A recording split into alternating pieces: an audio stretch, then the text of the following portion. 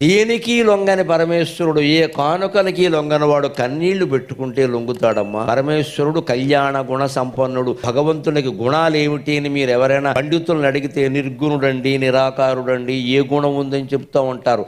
ఆయనకి ఉంటే గింటే ఉండే ఒక్క గుణం కళ్యాణ గుణం, కరుణ, దయ.